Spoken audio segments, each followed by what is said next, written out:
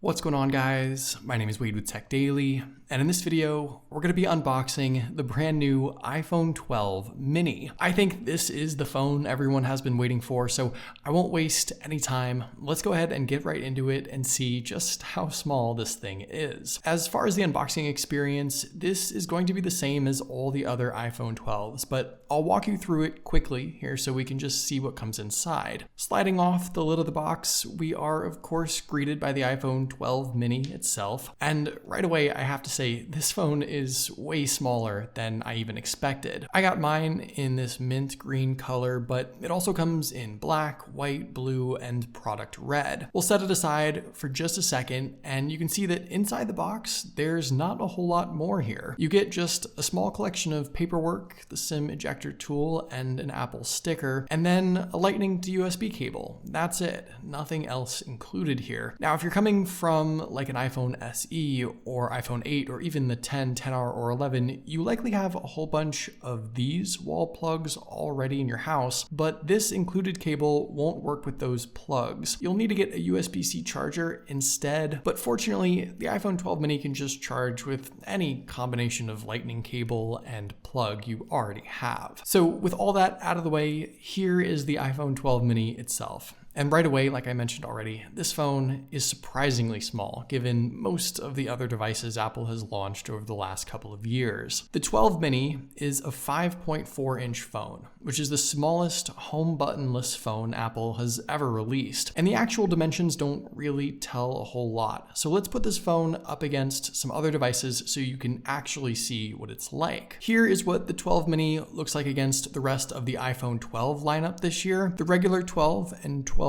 Pro are the same size at 6.1 inches, and you can see even between these two phones there is quite a noticeable difference. I was sort of surprised. I didn't think the mini was that much smaller than the regular 12 and 12 Pro, but it definitely is. It's significantly shorter, a bit slimmer width-wise, and all in all, the size difference is absolutely something you should consider. Just for fun, here's what the 12 mini looks like up against the 12 Pro Max. That phone is absolutely massive at 6.7 inches. It feels like twice the size, and I don't really think a person would be deciding between these two phones, but I just wanted to at least show you the drastic difference in size. Okay, so let's put the iPhone 12 mini up against some other Apple devices that you might actually be upgrading from. If you're curious, here's the iPhone 4. I don't think anyone still has this, but I just wanted to show you what it looks like. No, the 12 mini isn't that small, but up against the iPhone 5, 5C, and original iPhone SE, things actually get a little closer. The 12 mini is still obviously bigger overall. It's taller for sure, a bit wider, but you can see that it's that screen size that changes the most. You're jumping from a 4-inch display surrounded by huge bezels and a home button to a 5.4-inch display on the mini that stretches from corner to corner. You will absolutely have to get used to the bigger screen size if you're coming from one of these phones, but the body and housing and overall size of the device really isn't too different, all things considered. And something like the mini might finally be the device for those of you still holding on to the original iPhone SE. Interestingly enough, when compared to the likes of the iPhone 6, 6S, 7, 8, and 2020 iPhone SE, which are all the same, this new 12 mini is smaller than those phones. In this case, you not only get a bigger display with the iPhone mini with no giant bezels at the top and bottom, but the whole physical phone itself is shorter and slimmer too. Now, I know with the 12 mini you do lose that home button, but all in all, I think if you have really any older, smaller iPhone,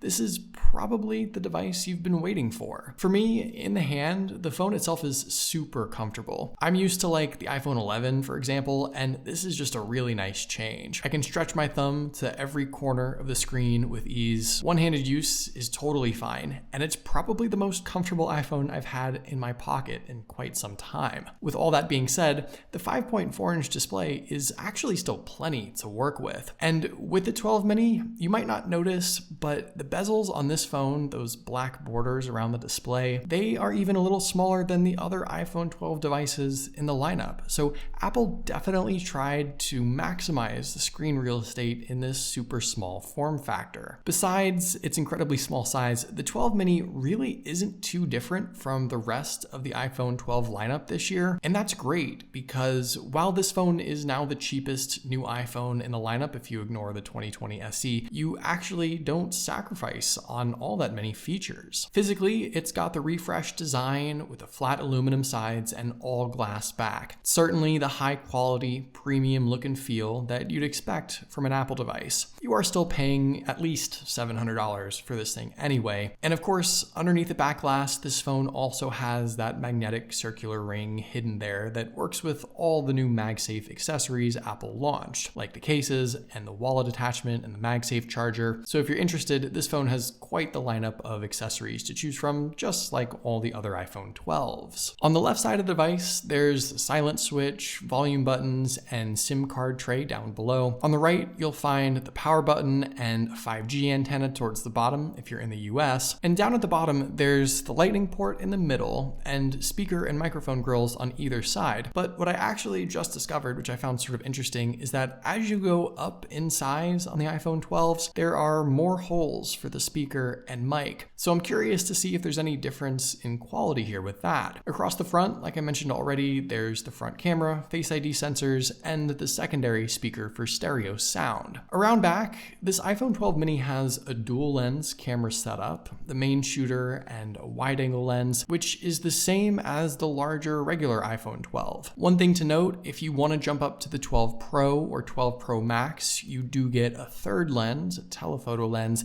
and the new LiDAR sensor. So that's one sort of differing set of features and capabilities that does separate all these phones. But capability-wise, there's not much else that's lacking with the 12 mini. You get all the new features like night mode with all the lenses, low light portrait shots, Dolby Vision, HDR up to 30 frames per second, 4K 60 filming. There's not much at all that gets sacrificed with the camera setup. And with the screen, this 12 mini does also get Apple's Super Retina XDR OLED panel, which is the same high-end display found on the regular iPhone 12 and the 12 Pro and the 12 Pro Max. So there's no sacrifices with screen technology here at all. It comes in at a resolution of 2340 by 1080, packing in 476 pixels per inch, which technically does make this phone the highest pixel density device out of all the iPhone 12s. And aside from its fun size, getting the high-end OLED display is probably the other thing I'm most excited about with this 12 mini. Inside, this phone also doesn't skimp out on specs. 12 mini ships with the same Apple A14 Bionic processor found in the more expensive 12, 12 Pro, and 12 Pro Max. It does get 4 gigabytes of RAM, and of course this is going to be a fast and powerful phone just like the rest of the lineup, but if you go with the Pro and Pro Max, you do get 6 gigs of RAM. All in all though, that's not a huge difference in my opinion. The thing I'm most curious about though with this 12 mini is the battery life. Now, since it is such a small device, you do obviously get a smaller battery inside, just a 2227 milliamp capacity. It's still a larger battery than say the 2020 iPhone SE, for example, and we sort of realize now that that phone had trouble lasting through the day for whatever reason. This 12 mini though has a bigger display, which might draw more power, but it's OLED, so it might be more efficient. It's sort of tough to say.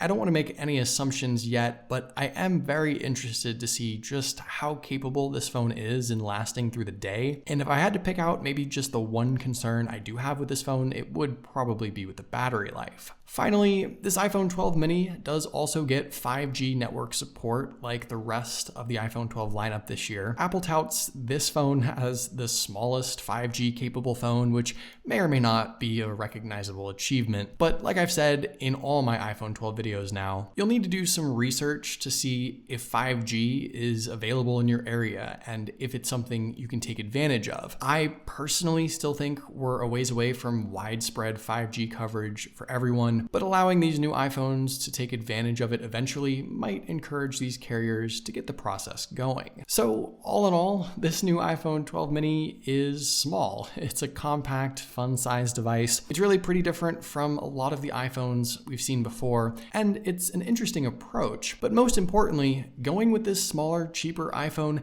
doesn't mean you're sacrificing really anything at all, which is great. It has the same high-end build, the latest, fastest processor, the XDR OLED display, pretty much all of the same great camera features and capabilities, and I'm super excited to try this phone out now. And I know a lot of people are interested in it too, but I'd love to know your thoughts about this device in the comments down below. Definitely let me know what you think. Hopefully you guys did enjoy this video though. Be sure to follow Tech Daily on Twitter and subscribe to the Tech Daily YouTube channel if you haven't already, and I'll see you guys later.